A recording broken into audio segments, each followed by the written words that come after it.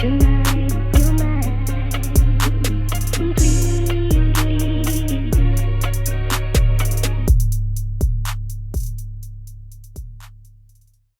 it going, everybody? Welcome back to another episode of Good Morning Let's Basketball. Appreciate you guys tuning in again. My name's Kevin, joined once again by Daniel and Victor.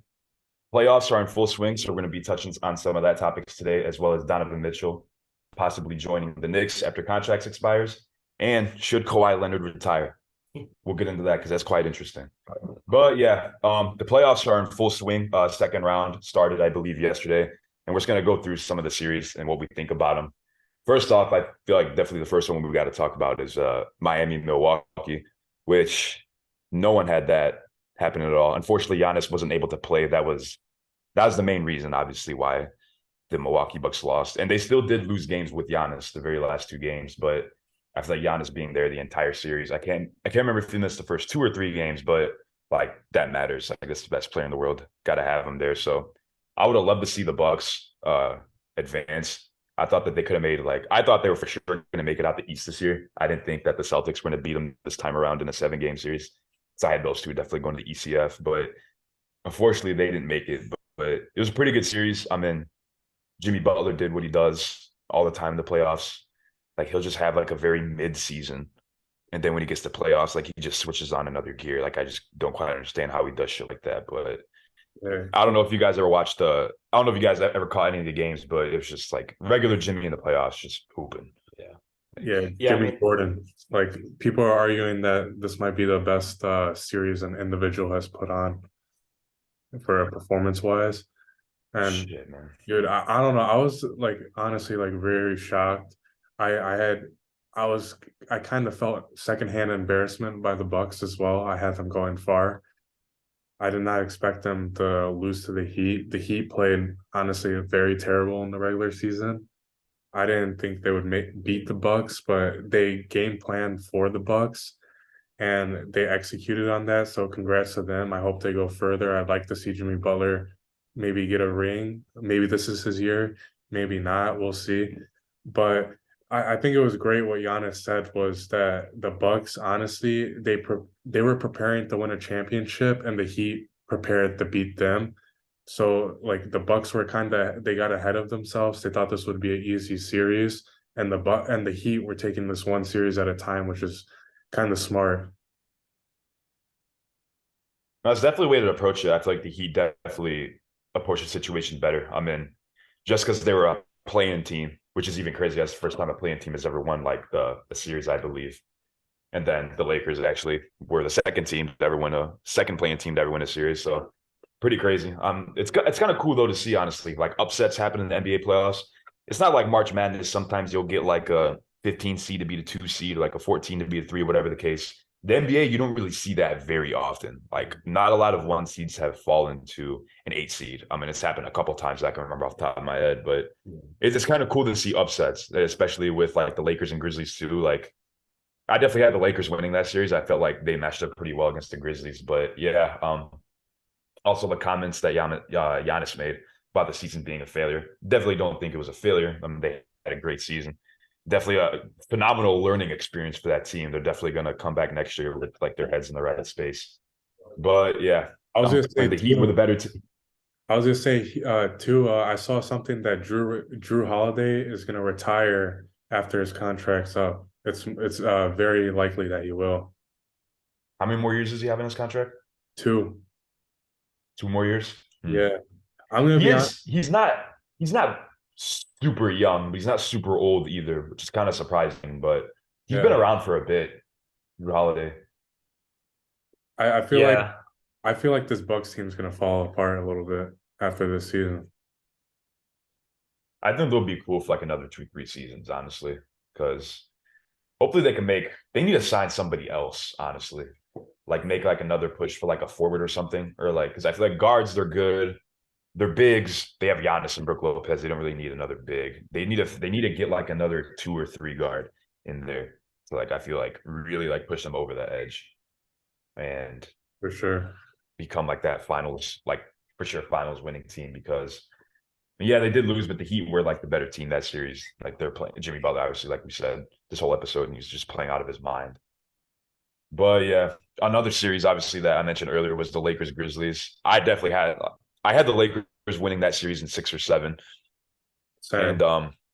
I just felt like they matched up really well against the Grizzlies, and the Grizzlies like did all that Come on, talking. Grizzlies. Grizzlies, but the Grizzlies did a bunch of like talking. I feel like that really fueled not only like LeBron but like everybody because like those guys like they're behind LeBron, like that's like their boys. So like every single game that the Lakers won, or I think every single game period, there was a different higher score for the Celtics. Or not the Celtics, the fucking Lakers. I remember one game it was AD, one game it was LeBron, then it was Reeves, and it was Hachimura. Yeah, it was Like the team was just locked in to beat the Grizzlies. yeah. Like, they really, really wanted to beat the Grizzlies and send them home. And the Lakers weren't messing around, man. I mean, the final game 6, it was a blowout pretty much. Like Yeah. the Grizzlies weren't that close. John Morant had like 10 points. They just got the better of them. Yeah, I mean, I think that when it comes to I think the biggest conversation that's being had right now after the Lakers and the Heat both advanced is, well, how illegitimate was the bubble, right? Because for the longest time, people were saying, oh, how easy was it for people, or how easy was it for the Lakers and the Heat to get to the finals of that bubble tournament? And I think this proves that it's not easy. Even in the bubble situation, I think that it was still a very challenging thing to get all the way to the finals. See, I don't understand that argument because these teams are completely different from the bubble now. Like the bubble was 3 years ago, and people are trying to compare the bubble to today. I don't understand if it's the season after, but these teams are completely different than they were in the bubble. I think it's not really like, it's not a question of, oh, are these teams the same? It's more of a question of like how challenging the playoffs can be and how difficult it is for a team to win out against the lower seed team. And then, like with the bubble, I think it was just kind of a situation. I don't know. I think the bubble, I don't know. Personally, I think that the bubble ring does mean something, and I think it was just as challenging as somebody winning a championship now. I don't know. I think, I mean, how different are those two teams now compared to when they went to the bubble? Well, dude, Besides the Lakers, let's say the Heat. uh, yeah, Remember they had Jay Crowder. They had I don't really remember that Heat team too well. I know they had Jimmy Butler, they had Bam, they had Hero. Um, they didn't have Lowry, I believe, Kyle Lowry. no, they didn't have him. They didn't have Um, Kevin Love. they didn't have Kevin Love, who's actually been a big help to that Yeah. team. That was a phenomenal pickup for them. I think But I don't know. I think like when it comes to like either way, the bubble or this tournament, if Jimmy Butler is not on that team, they don't make it past the bubble and they don't make it past like this first round of the tournament either. And Um, I and I honestly think it's a little bit too early to be like, oh, these teams, yes, they got past the first round. Both these teams, congratulations to both of them. But like they're not in the finals yet. So we can't be like, oh, the bubble, this, that, you know. well, I think it's just stupid in general that people dismiss the bubble tournament and people say that it's like a Mickey Mouse ring and all that other stuff. Because again, I think we talked about it already that like a lot of players already came forward and said that when it comes to the bubble, like that was the most intense and like most what's it called? Skillful basketball that they've ever seen. So when I hear NBA players saying that, to me, it doesn't really mean anything what the fans are saying because the players are the ones who are on the court. They know what, they face in an average season game versus in the playoffs. And then they know the difference between a regular playoff game in front of 25,000 people versus having no one in the stand. And they're going on record and saying, no, this is harder. So to me, I don't know. I don't even think the comparison needs to be made. To me, the Heat and the Lakers winning or going to the finals of that bubble tournament just means that they were the team that was able to get there. I mean, we've seen it this year that like teams get injured, players go down. In the bubble, I'm pretty sure that happened too. So it's just the way that the playoffs go. It's literally last man standing kind of situation. Who can stay healthy, and they've been saying that. Yeah, for sure. And I wanted to say too on the Grizzlies against the Lakers. I AD completely dominated that series. Yeah, I think he had like 26 blocks over the course of the whole series, which is insane. And then I saw some other stuff too that the Grizzlies might part ways with Dylan Brooks after this season. His contract's going to be up. They're saying that he's kind of being like a distraction for not distraction for the team, almost that he's bringing attention to the team and causing it harder for them to win games. No, I definitely see the reasoning behind like parting ways with Dylan Brooks. I mean, I feel like they can find another player like just like him. Hopefully not just like him, hopefully better. But like there's definitely a bunch of better options out there than Dylan Brooks for if you want someone to be able to like be a 3-and-D type player. I feel like most people can do that. Yeah. I just feel like someone can definitely fill that role way better than Dylan Brooks. Well, and so you've said that to me before that, Dylan Brooks is a very easy role to fill. But to me, when I saw the Memphis Grizzlies playing with him, it almost seems like he contributes like nothing to them. The defense is there, but it's not like very, very good. His shot selection is all right. His passing is all right. But all of these things are something that they don't even need to fill his role. They could fill him with somebody way better that's a shooter, that's anything else, and still have a winning team. Because he realistically, I don't see him contributing anything to that team. So I'm all for them getting rid of him. I think China's calling. Yeah. That might be where he's going, man. Like I don't really see why any NBA team would just give him a chance. Like want him over there. Like, I mean, he pretty much blacklisted himself by going after LeBron. Like you go after LeBron and then you pretty much, I don't know. It's like shooting at the president, right? It's like of the NBA. Like you're gonna get a lot of hate for that. No, pretty much, man. But yeah, Dylan Brooks, whatever. If he never plays another game in the NBA for the rest of his life, don't really give a fuck. I could watch the NBA without him. Just kind of is what it is. But yeah, I don't know if you guys were watching that game of the Lakers, but like a lot of people are talking about, like, I felt sad for them, low key. Like as much as they talk crap, the Grizzlies, I mean, as much as they talk crap and as much as they did this, like that was a really demeaning game for them to play. Game 5 of the what was that? Not the semifinals, but the right before the semifinals, I guess. What's it called? Yeah, I don't know. That was a very demoralizing thing for the Lakers to do. And I don't think people are kind of talking about it, but they're not really talking about the fact that literally Dylan Brooks says, I don't respect anyone until they drop or they give me 40. Everyone thought LeBron, okay, is going to drop 40. No, his whole team as a unit drops 40 on the Grizzlies to send them home. Like that's insane. If Michael Jordan did that, people would never shut up about it. Never. That's something I do want to kind of, if we have enough time to touch on. What do you mean? Everyone's talking about right now, like Skip and Shannon Sharp were talking about it, I think, on First Take, that like this just, I don't know, this just further cements LeBron's legacy being at year 18, 19? 18, 18, 20, year 20, actually. Year 20? Okay. Yeah. Yeah, or he's 38. I think that's what I meant to go with. Being 38 years old, playing in your 20th season, almost averaging 30 points a game, like, and then doing what he just did in the first round of the playoffs. Like, you cannot deny how good of a player he is, and no one's denying that. No.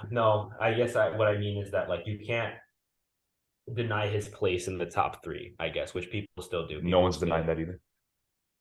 Well, position. Did Skip and Shannon say this, or did Daniel say this? No, Skip. So it's basically, Skip was like, he was in sleep last night, like no, at the desk with the. I don't even.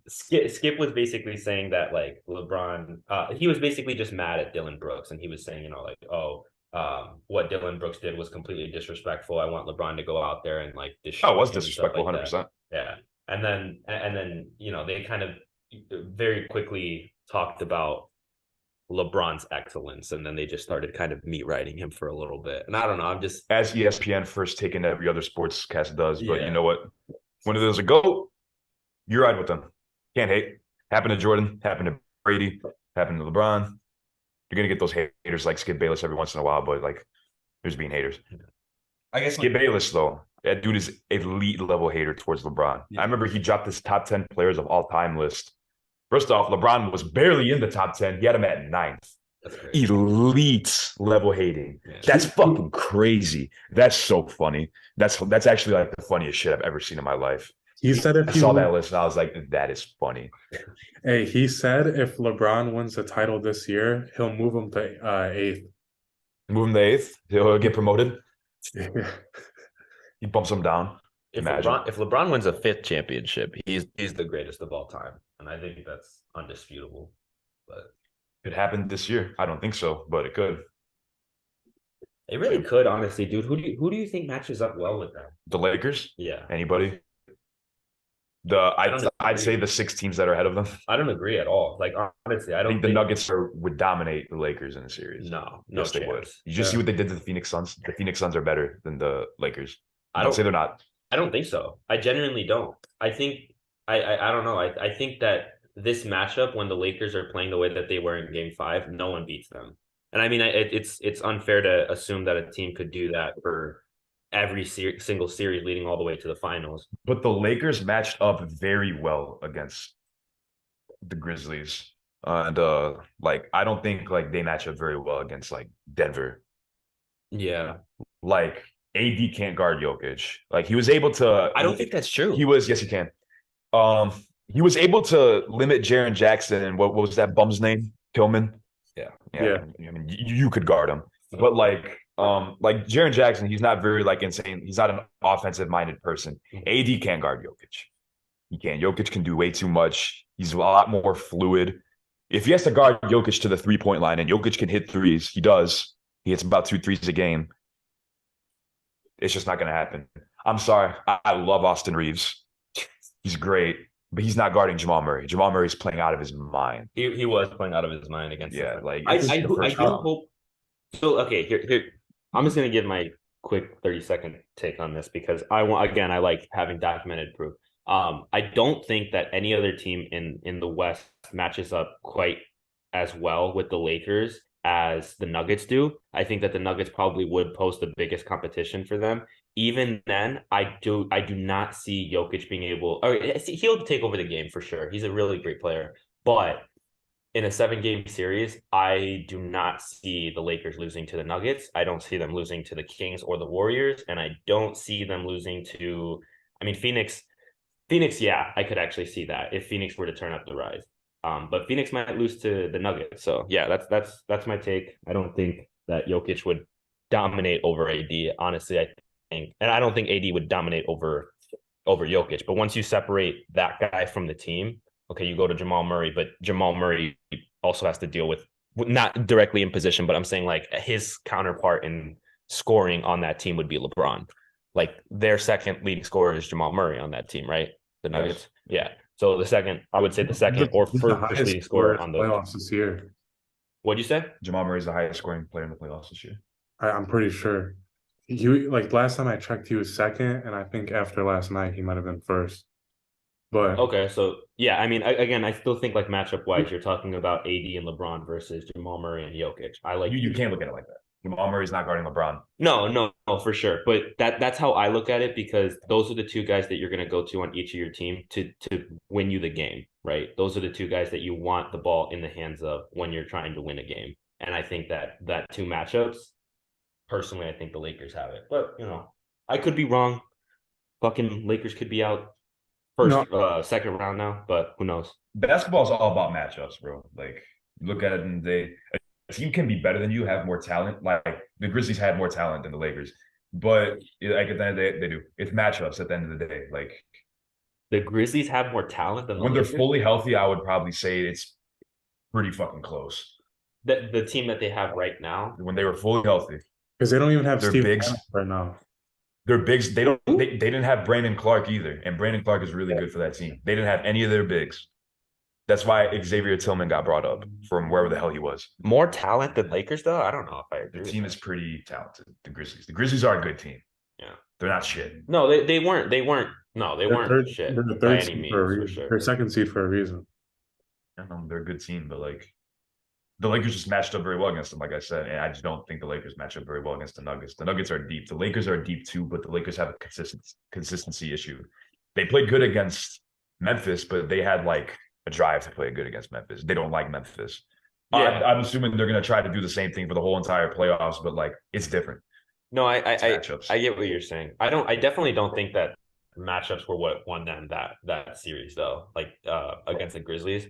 I mean, I personally think that series turned around as soon as Dylan Brooks started talking shit. Like, and somebody said this too. Like, you know, when you say something like that to a guy like LeBron, all it's gonna do is have the locker room want to attach themselves to this guy and try to do anything possible to basically make him succeed.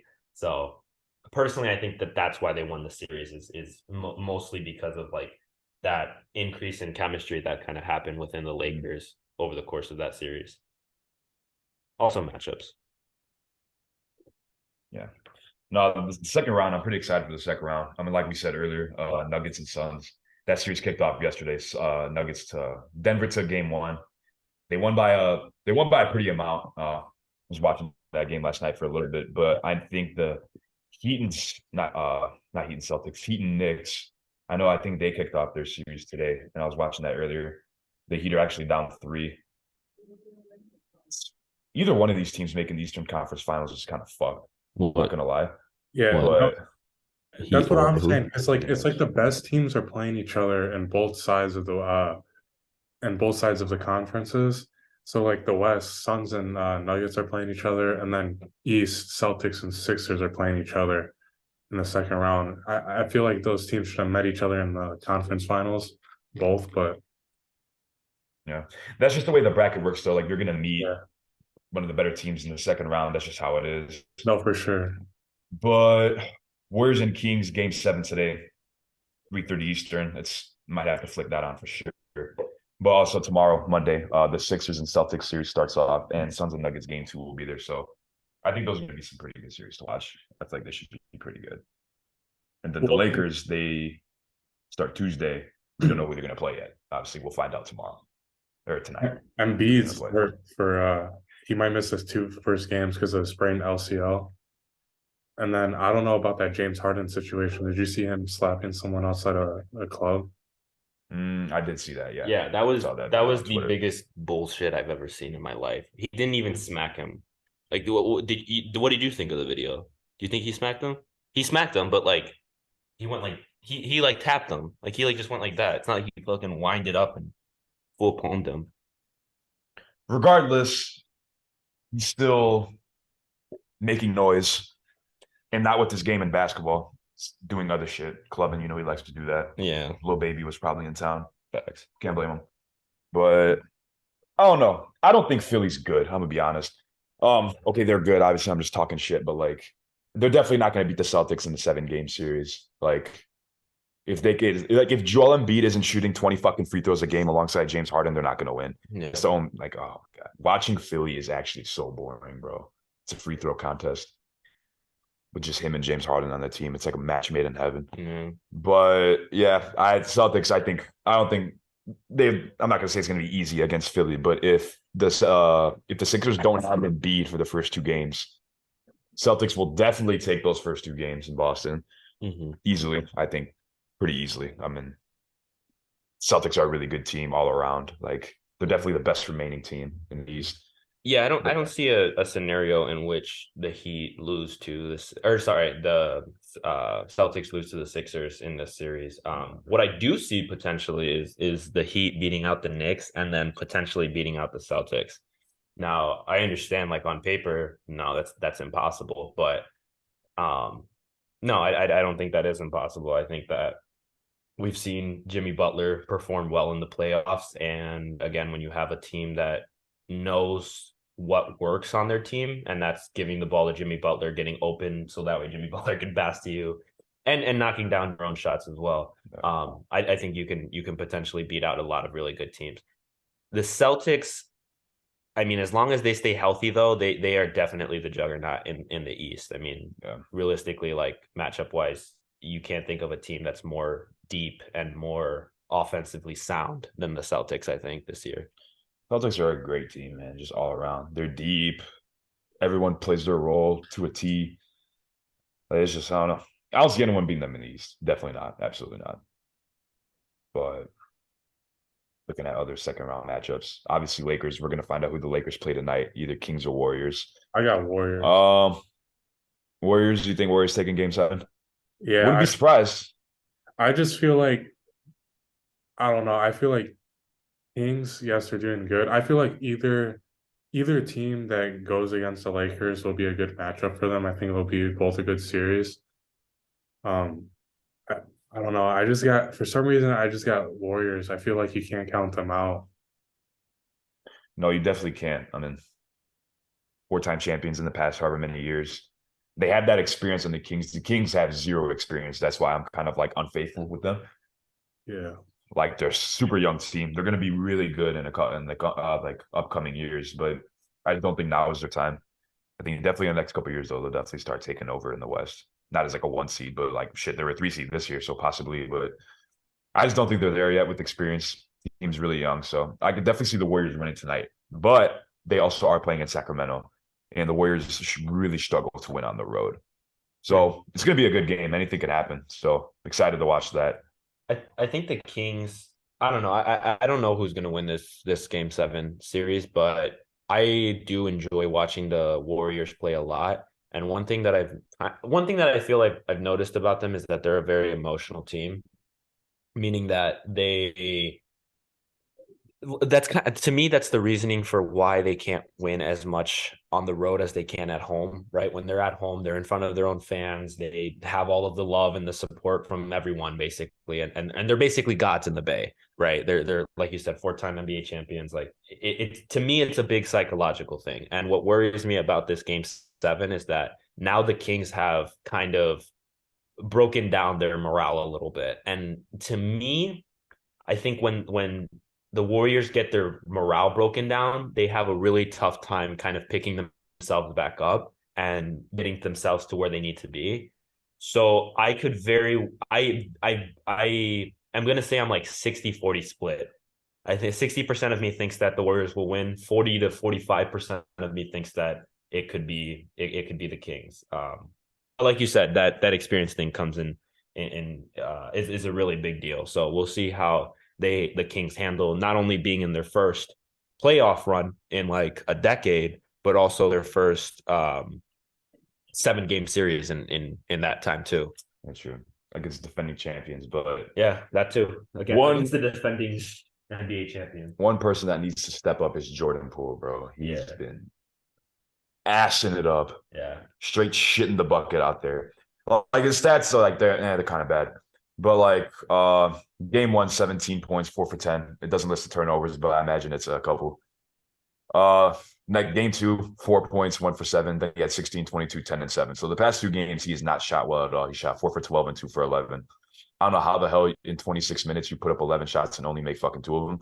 That's horrible, especially when that's like his role, I guess, off the bench. I mean, he's been starting the past couple of games too, which is kind of interesting. Bringing Draymond off the bench, which has worked actually. He's playing really good too.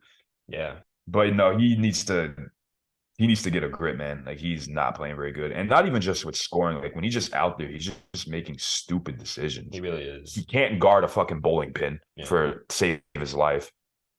His offensive game is really bad right now. Like he's kind of a liability at this point for the Warriors. And what's unfortunate too is that like normally with a liability you could just bench him, like you said, you could put him on the bench. But when the Warriors are at like full max, like full capacity, and Jordan Poole is out there like hooping, that team is unbeatable. I mean, I'm not gonna say that they're like they're gods. I'm not gonna meme on them for longer than I have to. But when Jordan Poole is able to hit, you have to worry about now 4 guys, right? You have to worry about Draymond in the post. You have to worry about Curry at the 3 or Curry in the mid range. You got to worry about Clay at the 3. You got to worry about Jordan driving. And then Wiggins too. So when that team has all of its connecting pieces together, they are just a ridiculous team. But by the same consequence, when you take away one of those members like Jordan Poole, they start to struggle a little bit. And, we're seeing that with this series. I mean, he literally was playing, I think people were saying like a toddler in game 6 versus the Kings at home. Man.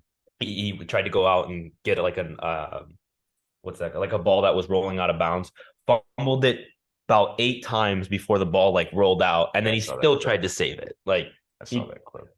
I don't know if he's nervous. No, he's not nervous. He's won an NBA That championship. So that like was like an accidental play. I think like he got passed the ball kind of bad, and he was trying to save it.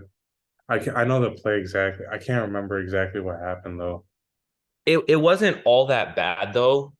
Like it happened like close to the center of the circle. And I think but that's just like bad like basketball decision making. I mean, he's a professional basketball player, so I'm not gonna sit here and say that, oh, he needs to make better decisions and stuff like that. But him not having the like calmness in his mind to say, okay, let me grab the ball and just pull it towards me, or like, do anything else than what he did. Like if you saw I feel like if we saw the video again right now, like he looked kind of dumb. Like he was just fumbling with the ball. But again, I'm not a professional athlete. I don't know in that situation how difficult it is to get that ball back in. So Well, moving on from the long playoff tangent we just had, Donovan Mitchell could possibly go to the Knicks after contract expires. Um, to me, this is just another case of New Yorkers thinking that they're going to get every fucking player in the NBA. No, no, Really, no. any sport too. It's just like, No, he said that it's very likely for him to go there. Like I think it was like an article or something. yeah, I'm sure. But everyone said honestly, Kyrie was going bro, to join the Lakers. I was never too big on Donovan Mitchell. I still am. He can play. He's a very good scorer. But like a lot of people are really good scorers. I mean, being honest, he clearly can't lead a team in the playoffs. He never has. He's been on really good teams like the Jazz, those Jazz teams that he was on a couple years ago. They were top seeds in the West. He just can't get it done. I just don't think he's a leader. I definitely don't think that you can win an NBA Finals with Donovan Mitchell being your best all around player. He's definitely a second option, shit, maybe even a third option on like a really good fucking team. But going to the Knicks, I guess like I don't know. I really don't have much to say about it. Like the Knicks are pretty solid. Yeah, I don't think the like Knicks would need him now. I mean, Yeah, maybe that's what I was looking for. I feel like they don't really need Donovan Mitchell. They have Brunson. Barrett's doing good. Quinn Grimes is good for them off the bench. I don't know. They just don't need him. yeah, I don't I even think know if the Knicks would sign him now. Because I mean, like if this was like 2 years ago when they were like desperate for all stars, I think they would have even took like if Kevin would have like walked on to practice, I think they would have signed you. That's how desperate they were for anybody. But Shit, team's who fucking ass. But yeah, I mean, and they just beat him in the playoff series. What was it, 4-1? I expected a lot more out of Cleveland. I'm not gonna lie. I had that series going to 6 or 7 either way. I really did not know who was gonna win that series. I feel like it was very even. I remember you. But watching those games, it was not even at all. The Knicks were so much better than Cleveland. Mitchell and played all right. Again, he's just not a leader. Yeah. He's not. He can't be your best player. I mean, so actually, how old is Donovan Mitchell? probably like 25, I will 26. Google that. So 26. 26. So Yeah. what I wanted to say is that like I made this point a couple of podcasts ago about, these teams that aren't necessarily in championship level contention wanting to pick up big stars and big names so that way they can kind of fulfill that role in their team of like, hey, we need that guy. Yeah. What I like about what the Knicks did is that, and I think you guys said this too, because we talked about what could the Knicks do to be a better team all around. And we basically just kind of came up with the answer of like, they're just a very young team. We have, you have to kind of ride it out, see how the team goes, and then build your team from there. I like that the Knicks aren't going for like a big star, somebody that it's just one big player that could come over there and, not really change the landscape of the team. Now we have seen it done, like for example, Jimmy Butler on the Heat. That's an example of one player making a big difference on your entire team. But the Heat are also a fairly veteran team. They have a lot of guys that have been in the league for a while. They've been in the finals. Yeah. So the Knicks, to me, are making a really smart decision by having a young core and a young a young team, because that's kind of how they are, right? Yeah. Yeah. A young team, a young core, and then introducing a elite level player that is not yet at their prime, maybe. You could argue that maybe Donovan Mitchell is in his prime and this is as good as he's going to get. But I like to think that if he were to go to the Knicks, they could kind of build that team around him because he's a few years ahead of some of the younger guys on the Knicks. And they'll only get better, right? I guess what I'm kind of getting at is like it's the Warrior situation, right? You have a good team around Curry, and then those guys just naturally get better. Obviously, the Knicks don't have Klay Thompson, but in a way, I kind of expect them to the next 4 years for the Knicks looking like Donovan Mitchell really coming into his own and being one of the top guys in the East. I could totally see that happening, but Not when it takes you 26 shots to put up 28 points, 18 shots to put up 11 points, 19 to put up 22. I'm a hater. I'm not gonna lie with this dude. I don't know, Yeah. bro. I was never like too big on Donovan Mitchell. They say he's like the second coming of D Wade. No, that's just very incorrect statement to make. Like his scoring just isn't very efficient, and just like I'm gonna go back, like I said, like 8 times already. Like he's just not a leader. That can't be your best player on your team. maybe we should maybe he needs time though. And that's kind of my Yeah, you're opinion on that. 26, man. Oh, You said 28 to 32 is the prime of every NBA career. Unless most. But unless you're see if the Jason Knicks- Tatum, in which case it's 20, 23 or 24. we'll see if the Knicks need him by then. Like I don't know. This team's getting I don't very, even think they need him, bro. Like, that I don't know if they'll even sign him by then, or he might have somewhere else that he might want to go by then. I think it's a mistake for any team in the NBA right now to only put their trust in what they have right now and not think that by adding like another all-star or another top contending guy that you're going Oh, to improve your team. yeah, for sure. But like I'm just saying though, like they have like a lot of good like guards. Like on that team, they have Brunson, Barrett, Josh Hart, and then adding Donovan Mitchell. I mean, how much better are they gonna get with him?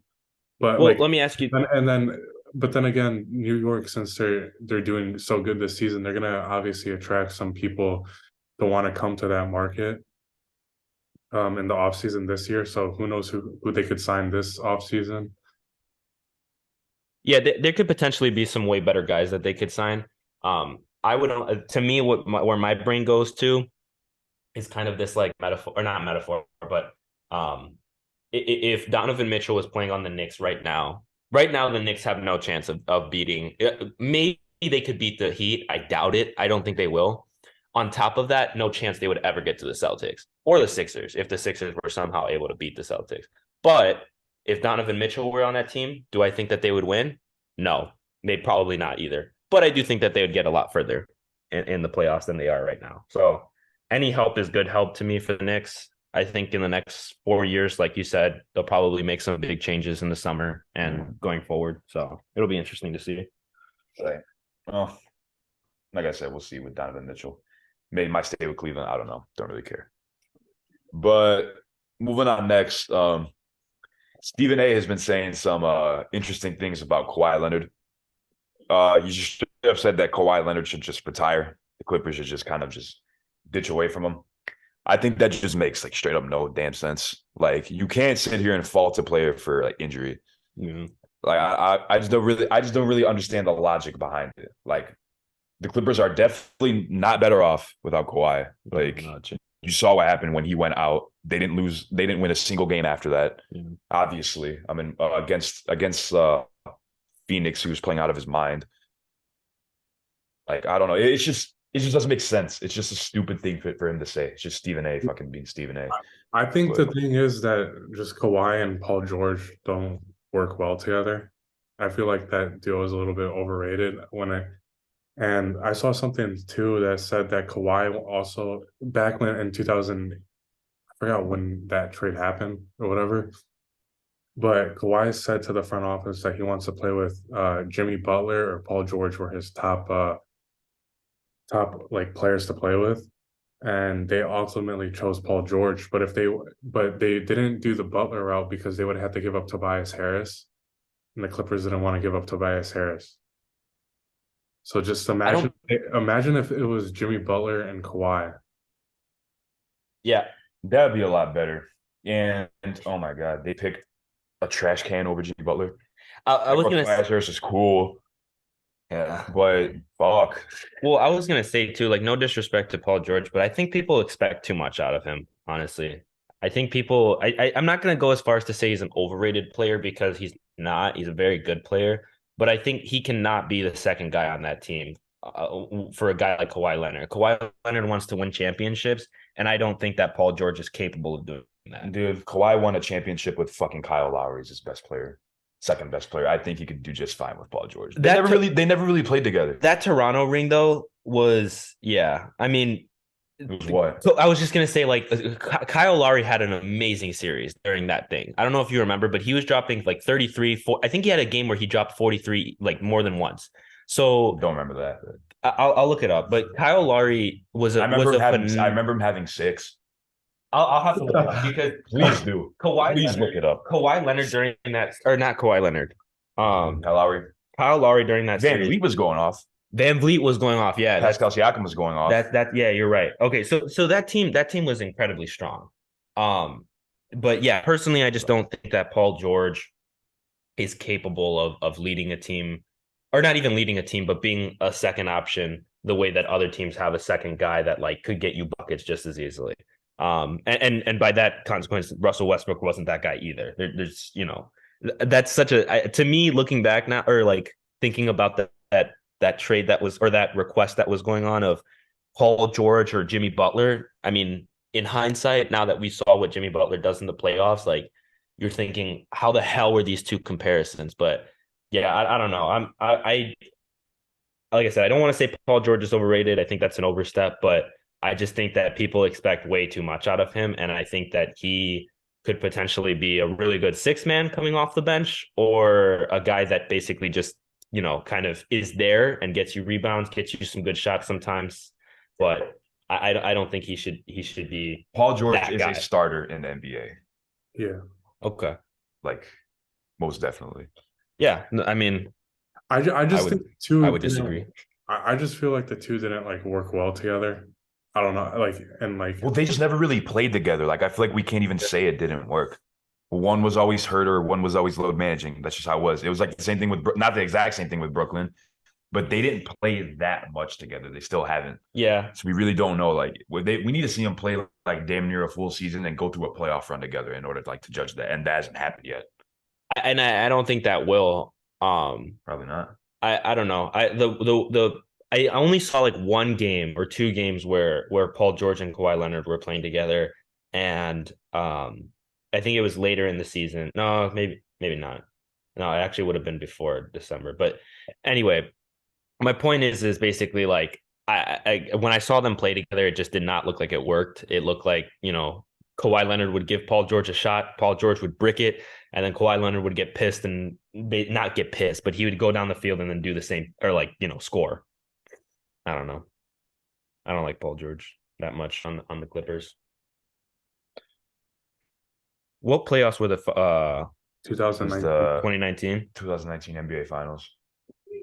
The stats you're looking for. But while he's looking for that, the Rockets are wanting to trade Jalen Green for a star. Good luck with that. And possible targets are Harden or Chris Middleton. Now, shit. Calling Chris Middleton a star? That's who you want? Oh my God. That's just the Rockets being the Rockets. And if you think you're going to trade Jalen Green for a star, you're out of your mind. That dude is literally trash. Trash. He has amazing talent, but he sucks. He's like, if you guys ever watched Jalen Green play, it's like he's just out there trying to get highlights. Like he's like AAU hooping. That's how amazing talent, bro. Yeah. Amazing talent. But he can't put it together. That's what I'm saying. And like I said, if you think you're going to get a big star like James Harden for Jalen Green, like you're going to have to throw in a lot more shit. Yeah. And they're just targeting wrong stars. Harden is not going to make that Rockets team better. That Rockets team sucks. Yeah. They're so bad. You didn't hear a word. You didn't hear a thing from them this regular season. Like at all. Shit, not when you win 12 games. Yeah. And holy cow. Wait, they won 12 games? Like 16. Like I don't think they won more than like 22 games. That's insane. But they're going to have one of the top picks again. But yeah, like targeting a big possible trade target has been being Chris fucking Middleton. Think Chris Middleton's going to lead your team. You're out of your goddamn mind. Yeah. You're out of your goddamn mind. I can believe that. They should really just focus on the draft and trying to like build that team. Draft correctly. Yeah. They're trying to get the playoffs, and those two guys, Harden and Middleton, is not going to get them to the playoffs next year alone. I mean, even if they get Victor Wembanyama, that's not going to be enough. They still he's still a rookie. Yeah, we don't even know if he's going to be good or not. Like it's like, yeah, they still. I think he will be, but pieces. you don't know that.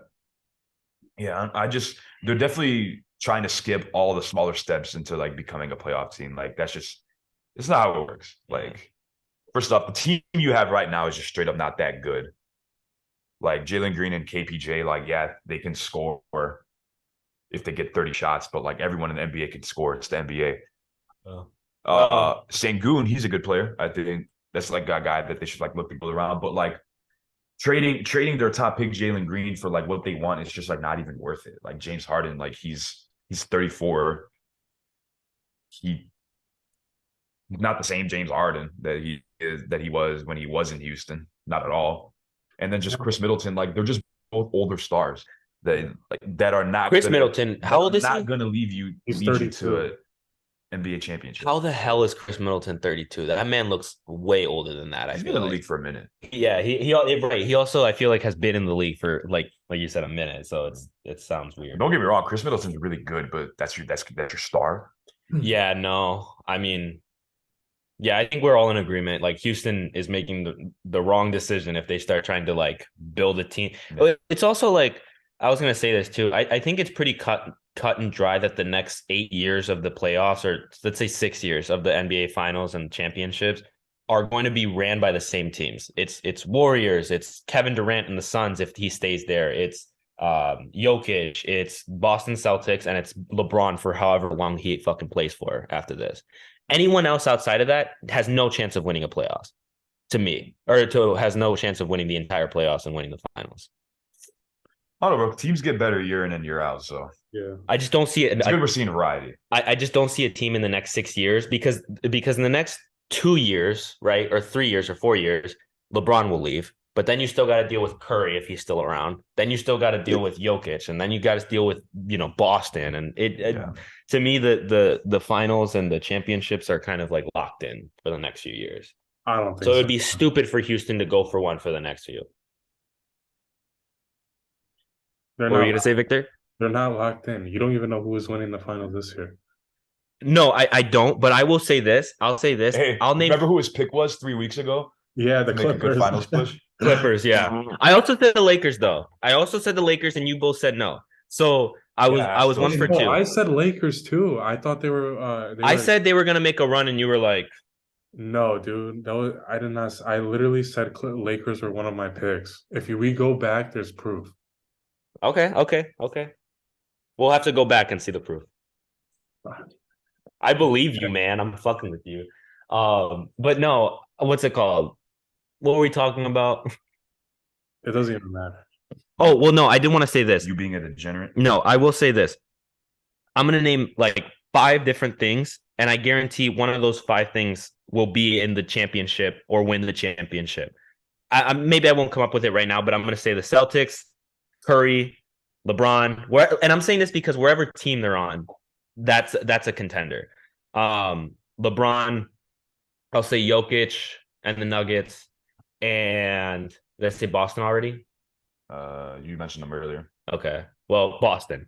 And other than that, I don't see another team winning outside of those guys. So again, and maybe Jimmy. We'll see. Like I said, in 6 years' time, we'll come back. If there was a single team that is outside of those names, out of those 5 names, I'll owe you $1,000. Both of us. $1,000 get a cough up. But yeah, so wrapping up today's episode, we're going to get into this comment again made by Stephen A. This dude just never ceases to amaze me. Like I wish I got paid to say dumb shit. Well, it's so funny. I can say dumb shit, but I don't get paid for it. Like, oh my God, I'm just going to get into it. So Stephen A said that DeMar DeRozan would have won the finals exactly how Kawhi did that year if he wasn't traded for Kawhi that year. DeMar DeRozan? No chance. No, yeah, obviously. Yeah. But hey, it was just like DeMar DeRozan's good, but like they were the 1 seed previous years before. Yeah, that was just going to say that. Toronto. Yeah. And what did LeBron do? Yeah. No, it was literally just like it's just such a big discredit. He's a big Kawhi hater. That's something I just clicked to my mind. Like, first off, he said he's retired. Then he said DeMar DeRozan would have done exactly he did.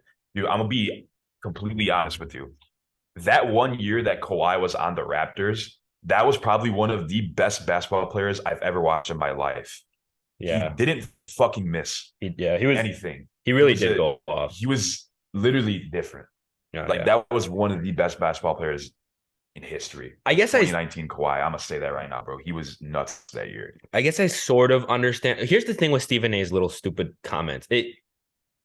Every time he says something that's like really outlandish, it almost makes you not even want to like respond to it. Like on the pod, it makes it almost even hard to like respond to it because you're like, no, man, like that's so cut easy and dry. Like, no, of course not. But what I will say is that looking back at that, like the seasons leading up to that playoff run and that championship, the Raptors were already very good. Like you said, LeBron kept on making sure that they were not able to win it, but the Raptors were really good. So I think what he's trying to say is like, oh, given the same situation of all the injuries that happened in 2019 and all of the stuff that happened in that playoff run, like maybe DeMar DeRozan could, or he said DeMar DeRozan would have led his team to a championship. I think that's where you're wrong. Like, maybe they could have had a good chance with, like you said, all of this certain stuff that happened for Kawhi to win that championship. But Kawhi still had to play out of his mind, and he did. And he still had to beat the Sixers with a healthy Joel Embiid. He still had to beat. It just started raining. Yeah, it's pouring. Also, I don't even think the Raptors would have made the finals that year. I think Philly would have beat them. Philly damn near beat them. Yeah, they really did. With Kawhi. Imagine if they would. Kawhi hit that buzzer beater. If they wouldn't have had Kawhi hitting that buzzer beater, it would have been DeMar DeRozan. And do you really think he would have hit that? No. And I think he could have, but I don't think that series would have went to a game 7. Yeah. I feel like Philly would have won. That Philly team was insane. They just got slayed by Kawhi. Yeah. DeRozan didn't really expand his game not expand his game, but like he really didn't tap into another level until he got to Chicago. Like that's when his game just like completely exploded. His best statistical years of his career was definitely when he was right now when he's with Chicago. When dude was going crazy last year. Yeah, because in Toronto, I don't think he would have done it either. Kawhi was definitely a huge piece for that Raptors team. And and like DeRozan isn't like the greatest defender. He can defend, or he used to be able to at least. Now that he's older, his defense has kind of taken like a little bit of a hit. But yeah, like you can't win a finals with Kawhi with DeMar DeRozan as like your number one. Mm-hmm. Just unfortunately, some players just aren't cut like that, and that's just DeRozan. Well, and maybe you could have. That's the thing too. Maybe you could have. But at the end of the day, he still had to go through LeBron, and that was pretty much impossible during that little LeBron stint. was in the West at that time. In 2019? Yeah, that was his first year on the Lakers. I mean, I'm kind of meaning more so, I think, every year before that. Yeah. Like, I'm kind of saying, like, DeMar DeRozan could have maybe led his team during the 2 years before where This is for, like, we're talking in this scenario for that year that Kawhi was there. LeBron was in the West. Then, yeah, no. Oh no, like it was just a dumb take. Like I said, big fan of DeRozan. I'm a Chicago Bulls fan, but he's not like that. He's not Kawhi. That's just a big discredit to Kawhi, which Stephen A. We know that he's been doing that recently, but whatever. He's a Knicks fan. He's probably fucking. I'd say dumb shit too if I was a Knicks fan. But anyways, that was this week's episode of Good Morning Let's Basketball. We appreciate y'all tuning in. And we hope to see you next week. Y'all have a good day.